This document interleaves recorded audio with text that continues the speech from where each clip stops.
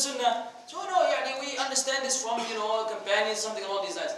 Say, Subhanallah al-Azim, how am I going to leave the way of the Prophet Muhammad ﷺ, the straight path, which we know what it is, and then go join somebody else? Go join the shaitan calling me to him. And we will hear some of the statements of the righteous predecessors. He said, look man, you people will make the talk sweet. Sweet talking. Make it sound beautiful. But it doesn't mean it's guidance. Guidance from Allah. A kafir can come here and he can impress the people with a speech.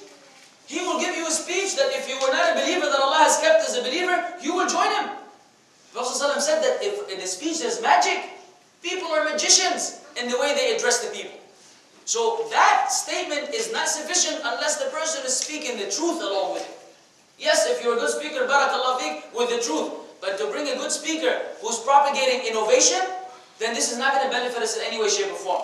So this is the first hadith which indicates that we must follow them. Because Prophet ﷺ said, this is the path, and the other ones are shayateen calling to them. So if you want to follow a shaitan, if you want to stay away from the sunnah, and the way of the companions and the righteous predecessors, who didn't have a particular way of life other than what we know from the seerah, then you are abandoning the way of the Prophet ﷺ and you're following these other shayateen who are calling you to themselves. And they're not going to call you to anything but the Quran and the Sunnah, obviously, but according to what understanding? According to what understanding? You will get somebody, you know that some of the Shia, they deduce that it's lawful for you to marry 11 from the Quran. Would you believe this? They said Allah says, Mathna wa thulatha wa ruba'. Okay? And they did the calculation, I'm sorry, not 11, 9. They did the calculation, Mathna, 2, Thulath, 3, Ruba', 7 and 2, 9. He said, the Quran says, man, you can marry 9. Then he went on to say, and the Sunnah of the Prophet ﷺ confirms it. Now we have, look at this now. So he tell you, I'm following the Quran and the Sunnah. He say, MashaAllah. What Quran and Sunnah is this? This deviant distortion of the ayah, which none of the righteous predecessors interpreted this way. You can interpret it this way, and then you tell me that, well, I'm giving you from the Quran. So we say, listen, this is a very nice way, nice slogan. I'm following the Quran and Sunnah. But which Quran and the Sunnah? Now which? According to who? Are they authentic? That Sunnah that you are propagating? And is it according to the understanding of these brothers that came before you, ya akhi? Because they had better understanding than you or not? If we find that we have an opposition to one of these two, then you leave that alone. Otherwise, you get some people with twisted understanding about the ayat. And Allah told us about this in Surah Al-Imran. Those who follow that will mutashabih. في زين في قلوب الناس. People have deviance in their heart. They will find the ayat that are not clear, that may be interpreted in more than one way, seeking the fitna, seeking the tribulation and the trial for the Muslims. So be careful of these individuals. So obviously we're talking about a particular understanding of the Quran and the Sunnah, not any understanding of the Quran and Sunnah. Because per that example, you may reconsider when someone tells you, well, that's what the Quran says. Say, according to who? Secondly, the hadith al-Irbad ibn Sariyah radiyallahu anhu wa ardah.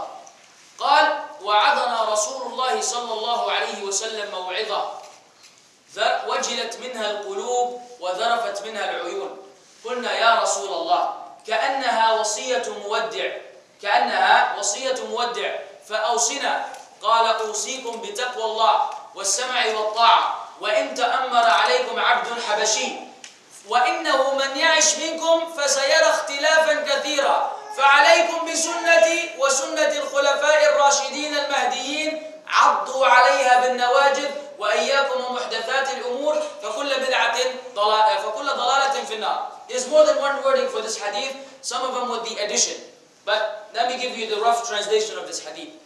Al-Irbad ibn Sariyah, may Allah be pleased with him, he said, the Messenger of Allah sallallahu alayhi wa sallam advised us, he admonished us in such a way that our hearts trembled and our eyes shed tears.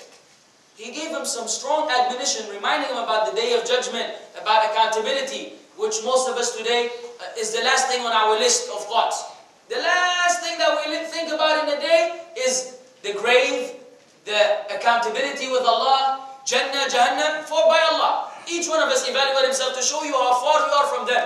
How often do you think about Jahannam and the punishment of Jahannam? And how often do you think about the questioning in the grave? And how often you think about the moments of death, the agonies of death. Maybe months will go by and we will never think about it. Some of us maybe for years have not given it even one thought. Heedlessness, like you could not believe. But the Prophet ﷺ made sure that his companions were not like us today. He admonished them until their hearts trembled and their eyes shed tears. They said, "O Messenger of Allah, it is as if you are giving us farewell. It is like as if someone has given us the farewell, meaning you're about to leave us, you're about to die or something, and you're trying to give us some final reminders. So remind us, awsina, give us an advice." He said, the first thing, "Usikum bi taqwa Allah." I advise you to have taqwa of Allah and to listen and to obey even if the one in charge is an Abyssinian slave.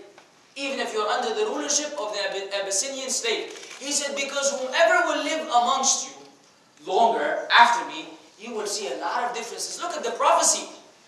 Whoever will live amongst you, this is about them. Don't ask about today. He said, you will see a lot of difference. What is the solution, O Messenger of Allah? He gave him the solution, ala tul. He gave him the problem, the diagnosis, and the treatment.